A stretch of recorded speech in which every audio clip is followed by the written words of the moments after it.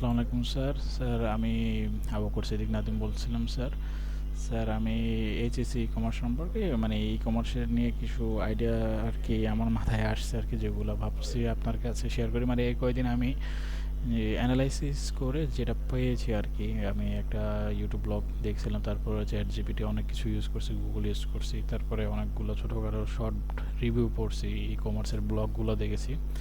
তো এখান থেকে সাধারণত অনেক কিছু আমি পেয়েছি, তো এগুলো আপনার সাথে একটু শেয়ার করি।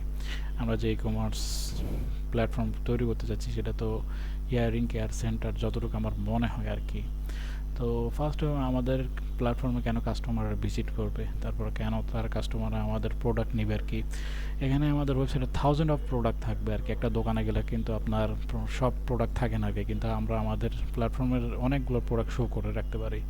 তারপরে আমাদের প্রোডাক্টের দামগুলো তুলনামূলক অন্যান্য প্ল্যাটফর্ম থেকে কম থাকবে, তারপরে অন্যান্য দোকান থেকে কম থাকবে। এখানে কাস্টমারদের যেসব প্রোডাক্ট লাগবে, রিকমেন্ডেশন লাগবে, ওইসব প্রোডাক্ট অ্যাভেলেবেল থাকবে আর কি। তাছাড়া প্রোডাক্ট ফিচার অ্যান্ড বেনিফিটসও থাকবে আমাদের কাছে, কারণ একটা প্রোডাক্টের বেনিফিটস, ডিসক্রিপশন এগুলো জানা খুব দরকার আর কি। তারপরে আসি হলো আমাদের প্রোডাক্ট সবচেয়ে বেশি সহজে পাওয়া যায় হলো, মানুষ এখন গুগল ইউজ করে, গুগল সার্চ ইঞ্জিন ইউজ করে, ইয়াহু ইউজ করে, বিং ইউজ করে, এগুলো সব কিছু আর কি ইউজ করে যে তার যে পণ্যটা এটা সরাসরি যেন পাওয়া যায় আর কি অনলাইনের মাধ্যমে। তো এসইও সার্চ ইঞ্জিন অপটিমাইজেশন এটা অনেক ইম্পর্টেন্ট আমাদের জন্য একটা। তারপরে মেক এ ইজি অ্যাপ, আমাদের অবশ্যই একটা সফটওয়্যার বানাতে হবে যেটা ইউজ টু হতে হবে, কাস্টমার ইউজ টু হতে হবে। বেস্ট প্রাইস, অফার প্রাইস এগুলো থাকবে আমাদের। তারপরে আমাদের কাস্টমারদের জন্য ডিসকাউন্ট থাকবে। তারপর একজন কাস্টমার আরেকজন কাস্টমার এনে দিলে বা রেফার করলে আর কি, তো ওনাকেও আমরা ডিসকাউন্ট দেবো।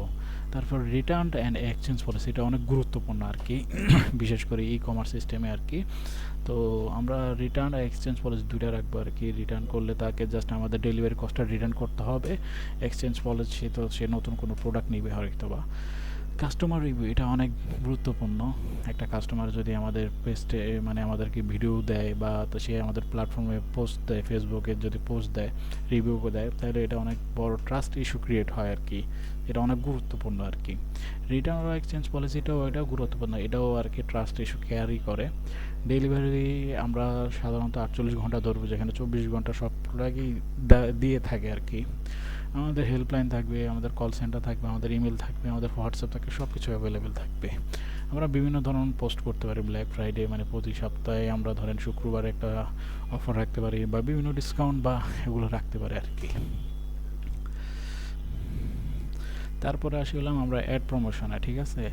আমাদের যেসব প্রোডাক্ট আর কি সেসব যদি মার্কেটে অ্যাভেলেবেল না থাকে, তাহলে আমরা ইনশাআল্লাহ 3 থেকে 6 মাসের মধ্যে একটা রেজাল্ট পাবো আশা করি। যদি সেটা মার্কেটে অ্যাভেলেবেল থাকে তাহলে এটা আমাদের জন্য একটু হার্ড থাকবে, এটা আমাদের লং টাইম পিরিয়ডে একটা অ্যাকশানে যেতে হবে, মানে লং টাইম একটা টাইম নিয়ে আমাদেরকে স্ট্র্যাটেজি নিয়ে আগাতে হবে। আর যদি কম্পারেটিভলি আপনার প্রোডাক্টগুলো কম থাকে আর কি তুলনামূলক অন্যান্য প্ল্যাটফর্ম থেকে, স্টোর থেকে, তাহলে মনে করেন 3 থেকে 6 মাসে আমরা যদি অ্যাড প্রমোশন রান করি তাহলে ইনশাআল্লাহ ভালো ভালো ভালো একটা ফলাফল আসবে। প্রোডাক্ট ক্যাম্পেইন আর কি, আমাদের সকল ধরনের প্ল্যাটফর্মে আমাদের প্রোডাক্ট ক্যাম্পিং করতে হবে। ফেসবুক, ইনস্টাগ্রাম এই দুটো যেহেতু এক জায়গাতে পোস্ট করলে দুই জায়গাতেই পোস্ট হয়ে যায়। ইউটিউবে আমরা বিভিন্ন ভিডিও কন্টেন্ট বানাবো, প্রোডাক্ট রিভিউ বানাবো, কাস্টমার রিভিউ আপলোড দিব। লিঙ্কডিনে আমরা বিভিন্ন পোস্ট করবো, টুইটারও আমাদের থাকবে। তো অন্তত 2-3 দিন পর পর আমরা ফেসবুক, ইনস্টাগ্রামে দুইটাতেই পোস্ট করবো বিভিন্ন প্রোডাক্ট রিভিউ, ডিসক্রিপশনে সব কিছু ডিটেলস দিয়ে আর কি। প্রমোশন যদি আমরা রান করি তাহলে বৃহস্পতিবার রাত্রে থেকে আমরা শনিবার রাত 11টা 59 পর্যন্ত আমরা প্রমোশন ক্যাম্পিং করতে পারি। এই সময় সবাই থাকে আর কি, সবাই ফ্রি থাকে।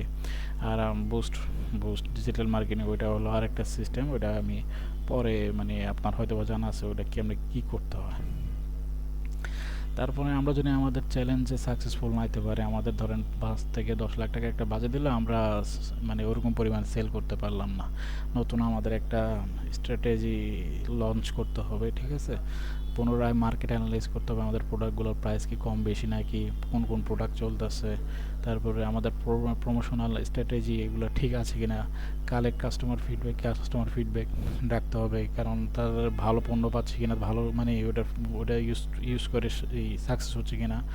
তারপরে হলো মেন যেটা হলো ইনফ্লুয়েন্সার মার্কেটিং। এটা অনেক গুরুত্বপূর্ণ। আমরা কোনো একটা ব্লগার, ভালো একটা ব্লগার নিয়ে এসে আমরা একটা ভালো ক্রিয়েট বা একটা কন্টেন্ট ক্রিয়েট করতে পারবো আর কি। তো এটা আমাদের জন্য অনেক ভালো হবে আর কি, এই আর কি। ডেলিভারি ডিপার্টমেন্টটা আমাদের কাছে অনেক গুরুত্বপূর্ণ। তো আমরা অনেক ধরনের ডেলিভারি ডিপার্টমেন্ট, এর মধ্যে ফেডেক্সটা আমি অনেক ভালো পেয়েছি আর কি।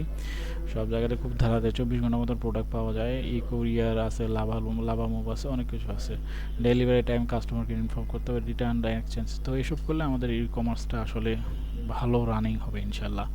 তো এতটুকু আমি বলছি আপনাকে, এই আর কি। আসসালামু আলাইকুম স্যার, ভালো থাকবেন।